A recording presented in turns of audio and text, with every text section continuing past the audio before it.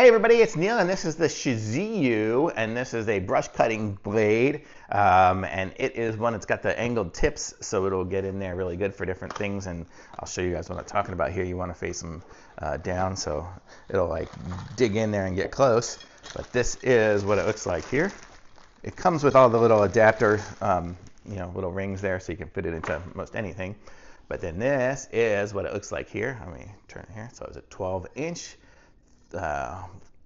3T, 1 7/8 inch. I guess that's the depth, but there we go. But this is what it looks like here. It's pretty heavy duty, you can see. So when this thing here, you can see it's got a little bit of an edge on that side there, so it's going to spin that way to be cutting everything, and you can see it's got a bit of a profile there, and you'll put it in your weed whacker, your brush whatever it is, brush tool, and it'll just spin around there and be cutting down everything as you go. So really cool device here that's going to give you the ability to do that. This one here is for like medium-sized brush. It's not going to take down a tree, but it's going to be able to get all that really tall stuff and get it good. So totally cool. Thumbs up. Very good.